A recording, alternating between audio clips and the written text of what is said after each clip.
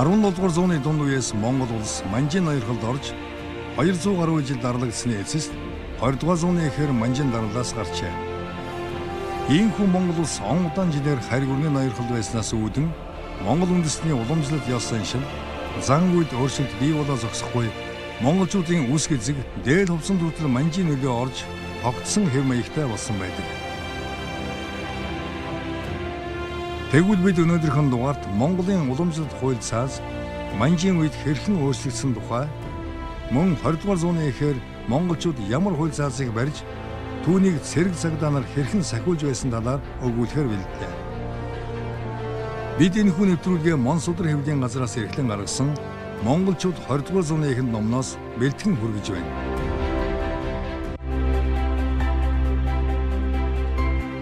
Нэвтрүүлгийн хамтрагч Мон Судар хэвлэлийн газар.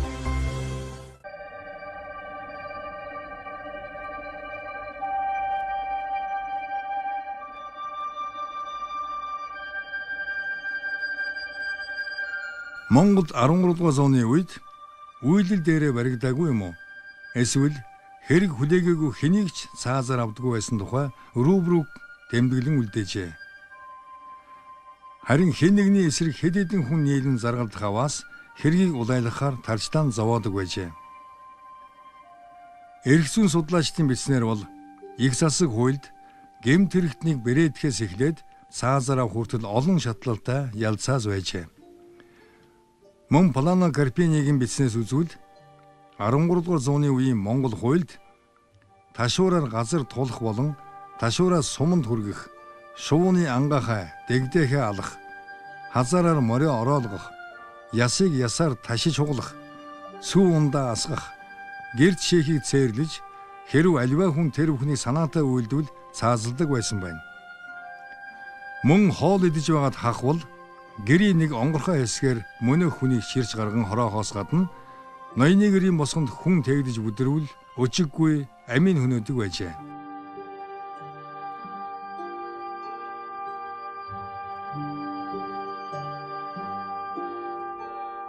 Угсаатан судлаач Ловсон Чойдонгийн бичснээр бол Монголын уламжлалт ёсонд гэмт хэрэгтэн болох нь лавтай нотлогдсон ялтныг шийтгэхдээ нэгд ташуур, хоёрт шаахан ул, гуравт бэрээ, дөрөвт модон дөнг, тавд гарын гав, зургаад үхрийн түүхийн шир, долоод гинж, наймд чавчраг, ёст ном сум, 10-т буу зэрэг 10 зүйлийн хэрэглэл ашигладаг байжээ. Харин цаазлах ялтныг илд болон сэлмээр савчих, хөвчдөх буюу дүүжлэх, буудах зэргээр хороодгүй байсан байна. Ялтны толгой гаргаж бүх биеийн үхрийн нойтын ширэнд холдон цуглаж оёод нар тусах газар орхиход олон хоногийн дараа гэмт хэрэгтэн өлсөж, хатаж, цангаж амь тавьдаг байжээ.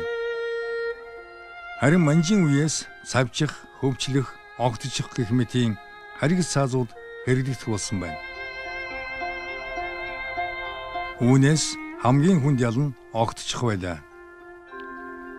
1911 онд Монгол улс тусгаар тогтнолоо сэргээн тунхагласнаас хойш цаазын ялтныг зөвхөн буудаж хорох болжээ. Тэгэхдээ Богд эзэн хааны нас жилд харш онд ялтныг цаазаар авахыг хойшлуулж дараа жилд нь гүйцэгдэг байсан байна. Ялтныг цааслах өдрийг зурхайж сонгож тогтоох болон цааслахын өмнө асаагаагүй тамхи аяг гар сай өгч нэг лам тусгай ном уншиж дуусмагц буудан хороож хүн ёсоор оршуулдаг байжээ. Манжчин улсын төрөөс Монгол, Төвд, Хан, Хотон зэрэг үндэстэн бүр зориулан тусгай хууль гаргаж дагаж мөрдүүлж байсан байна. Зарилгаар тогтоосон гадаад Монголын төрийг засах явдлын яамны хууль зүйлийн бичиг 63 дэвтэр бол монголчуудад зориулан гаргасан хууль юм.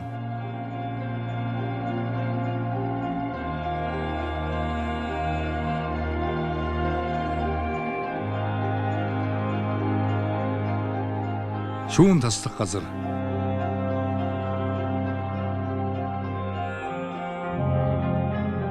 Энэ хууль зүйлийн бичиг нь Манчин улсаас хамаг Монголыг иргэшээлдээ оруулсны дараа монголчуудын талаарх төр, шашин, засаг захиргаа, нутаг бэлчээр, газар тариа, хөрөнгө, хурал чуулган, ураг, хурим, зэрэг дэс, хил хязгаар, цээр цааз зэрэг бүхэл харилцааны асуудлыг нарийн тодорхойлсон хууль юм.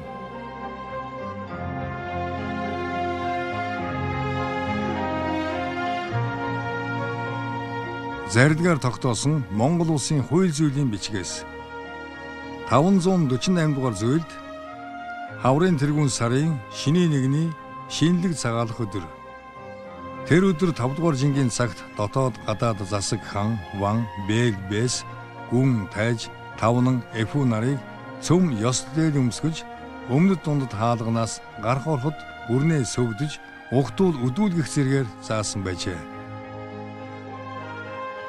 1911 онд монголчууд төр улсаа сэргээн байгуулад хийсэн анхны ажлуудын нэг бол Монгол улсын хууль тогтоомжийг боловсруулах явдал байжээ.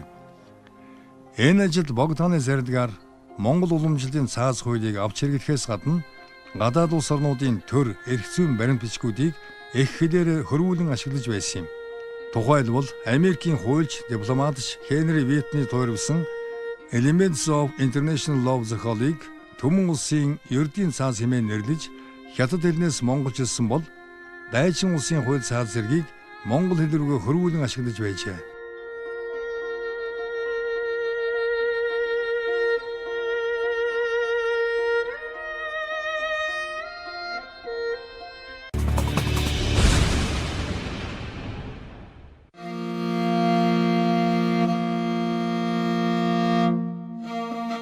Ийхүү 1913-аас 1918 онд Монгол улсын хууль зүйлийн бичиг 65 дэвтрийг Монголын эрдэмтэн мэргэд боловсруулан улсын дээд, доод хурлаар хэлэлцүүлж Богданы Зардгаар батлуулж хэвлүүлсэн нь энэ үеийн төр эрх зүйн томоохон их сурвалж юм а.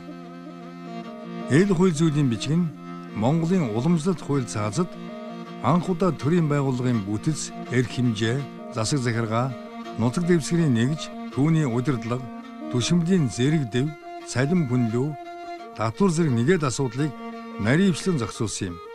Өөрөөр хэлбэл Зардгаар тогтоосон Монгол улсын хууль зүйлийн бичиг нь тусгаар тогтносон хэмжээгүй эрхт хаант төрийн байгуулалтыг бэхжүүлсэн, нэгдмэл улс болохыг илэрхийлсэн, мөн нийгмийн харилцааны бүхэл хүрээг хамарсан зохицуулалт бүхий хууль цаазын томоохон сурвалжийн нэг юм. Жамсрангийн цэвэн улсын эрх хэмээх үндсэн хуулийн төслийн шинжтэй баримт бичиг боловсруулан 1915 онд нийтлүүлжээ. Уг зохиолд улс хэмээгч олон хүн хар нийлж нэгэн газар оршин өөрөө захирагдаж улсын эрхийг үл дагах, дотоод гадаад их баг хэргийг цөм өөртөө эзэрхэж тусгаар тогтносны нэр. Газар оронгүй бөгөөс улс үгүй болно. Улс мөхөөс улсын газар орон хэмээгч үгүй болно. Улсын газар орон хэмээгч нь өөртөө эзэрхэж өөртөө тогтносон улсын магад нэгэн бэлэг тэмдэг нь мөн хэмээн тэмдэглэжээ.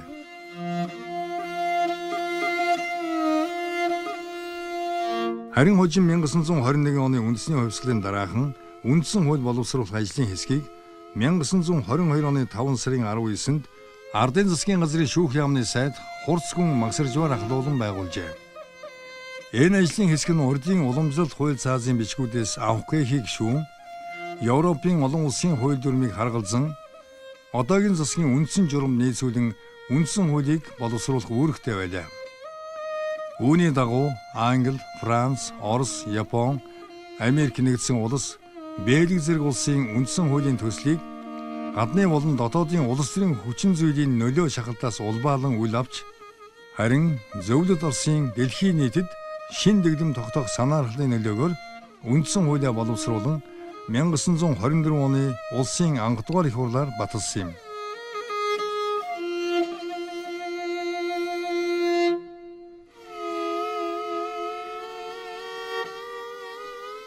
Монгол улсын анх дугаар үндсэн хуулиар тогтоосон бүгд найрамдах Монгол ард улсын сүлд далбаа.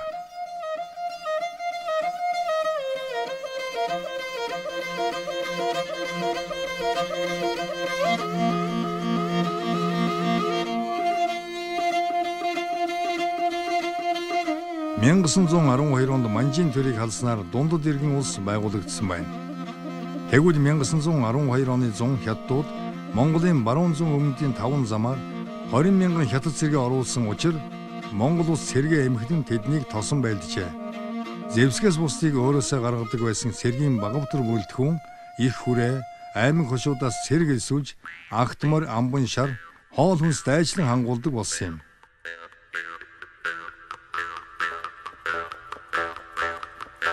(1913 он Морьт цэргийн зураг.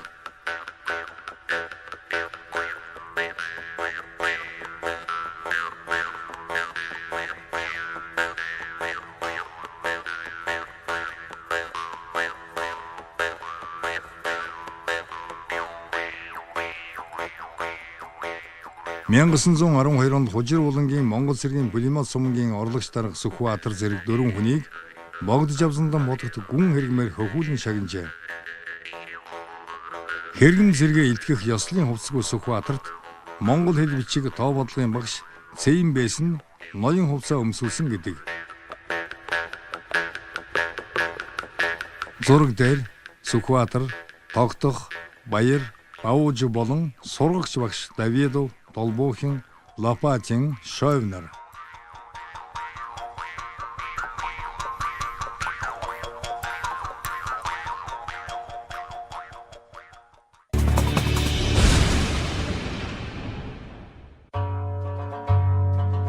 Монгол цэрэг бэлтгэн сургах тухай. Монгол Оросын цэргийн гэрээ. Нэгдүгээр зүйл. Монгол улс өөрийн газар орныг хамгаалахын тухайд нэгэн ангийн цэрэг бэлтгэн сургахыг хүснэ. Энэхүү нэгэн ангийн цэргийн дотор бүгд 1900 хүн багтана. Хоёрдугаар зүйл. Монгол улсын засгийн газраас 18-аас 25 хүртэлх насны эмгэг өвчингүй идэр залуусыг нийслэл хүрээнд цуглуулж уг тоог гүйцэтгэв. 3-4-р зүйлд энэ ангийн цэрэг эрсийг гэр хоол хүнс зэрэг хэрэгцээ зүйлсээр хангаж, тус бүрд сайн мороор хангаж, Монгол улсын засгийн газраас цэрэг бүрт сар тутам 30 лам мөнгөний цалин хүртээ. 5-6-р зүйлд энэхүү нэгэн анги цэрэг бэлтгэхэд Оросын засгийн газраас багш илгээн. Үүний хөлсөнд Монгол улсын сангаас 35 түмэн цөлхөө буюу өрөөгөл төлөх гэж заажээ. Цөлхөө гэдэг нь Оросын металл өрөөгөл болох Селкови гэдгийг монголчууд сунжруулан ярианы хэлэндээ ийхүү нэрлэж байжээ.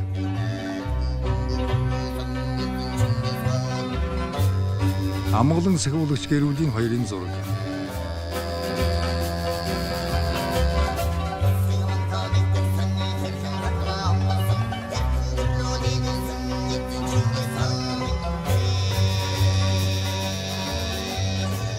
Богдхааны торгон цэргийн даамал Даалам Жамин төв говийн хүүхэн утгатын хамт 1919 он.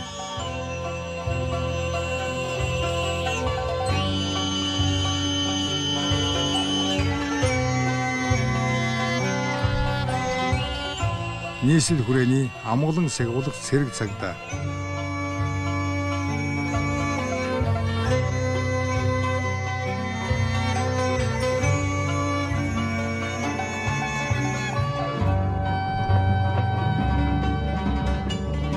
Хүрээнд дэх Оросын консулын газрын харуулын цагдаа 1918 он.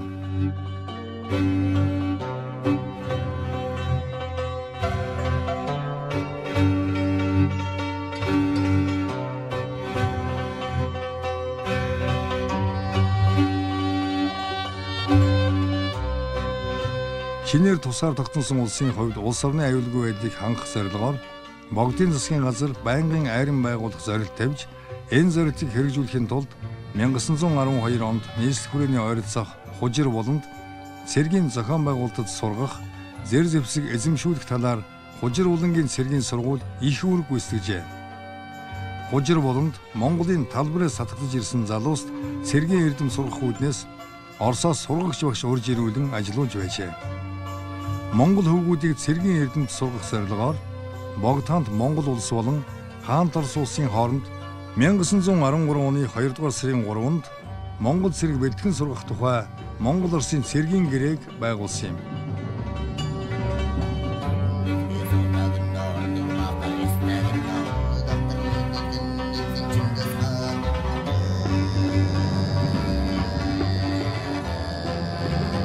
Арван тавны цагдаа. 1910-аас 1911 онд богд жавсандан бодгтын лүндэнгээр нийслэл хүрээг 15 хувааж захын эргүүлийн цагдааг морьтой, дотор эргүүлийн цагдааг явган гэж ангилан тогтоожээ. Энэ цагаас эхлэн 15-ны цагдаа хэмээн олноороо нэрлэх болж хожим, амгалан сахиулах цагдаа хэмээн нэрлэх болжээ.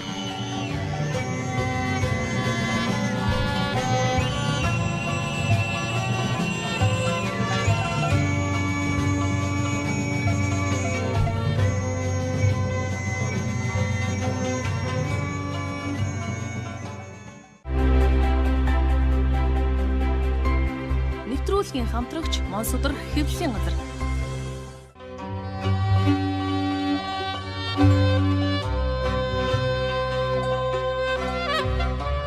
Монголчууд нэвтрүүлгийн энэ удаагийн дугаар өндөрлөж байна. Дараагийнхаа дугаард бид Орос, Монгол, Хятад гурван улсын хяагтад байгуулсан гэрээ болон 1919 онд Хятад улс уг гэрээг зөрчин Монгол улсын засгийн эрхийг булан авсан тухай өгүүлэх болно.